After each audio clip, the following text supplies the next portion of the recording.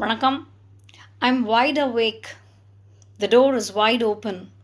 இந்த சென்டென்சஸ்லாம் வைட் என்ன அர்த்தத்தை கொடுக்குதுன்னு யோசிச்சு பார்த்துருக்கீங்களா? வைடுன்னா ஜென்ரலாக என்ன மீனிங்? ப்ராட், அகலமான. It's an adjective, right? But இந்த சென்டென்சஸ்லாம் வைட் அட்வர்பாக இருக்குது. என்ன பார்ப்போமா?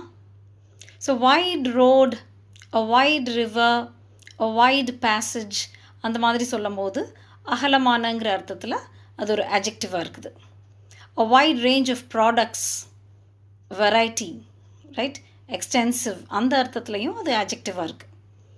Widelyன்னு ஒரு adverb இருக்குது. She has read widely. She has travelled widely. நிறைய இடங்களுக்கு போயிருக்காங்க அப்படின்லாம் சொல்லும் போது widelyன்னு நம்ம சொல்லலாம். Extensivelyங்கிற அர்த்தத்தில் widely is an adverb. அது போக இந்த wide-ஏ adverb-ஆக இருக்கும். எப்போனா இந்த மாதிரி சென்டென்சஸில் த டோர் இஸ் வைட் ஓப்பன்னா the door is fully open, completely open அர்த்தம். ஏன்னா அங்கே ஓப்பன்கிற வேர்டு ஏற்கனவே ஆட்ஜெக்டிவாக இருக்குது. த டோர் இஸ் ஓப்பன், அதில் ஓப்பன் ஆட்ஜெக்டிவ் தானே. ஸோ அதுக்கு முன்னால் நம்ம வைடுங்கிற ஒரு வேர்டை போட்டு வைடு ஓப்பன்னு சொல்கிறோம். அப்போ ஆட்ஜெக்டிவ்ஸ்க்கு அடிஷ்னல் மீனிங் கொடுக்குறது என்னது? அட்வர்ப்ஸ் தானே. ஸோ அங்கே வைடு வந்து அட்வர்பாக இருக்குது. I am wide awake.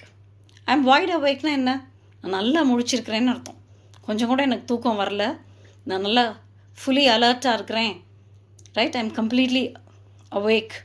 So அந்த அர்த்தத்தில், ஏன்னா அவேக் ஏற்கனவே அட்ஜெக்டிவாக இருக்குது. ஸோ வைட் அவேக்னு சொல்லும்போது அந்த வைடு வந்து அட்ஜெக்டிவ்ஸ்க்கு அடிஷ்னல் மீனிங் கொடுக்கறதுனால அது அட்வர்பாக இருக்குது. ஓகே.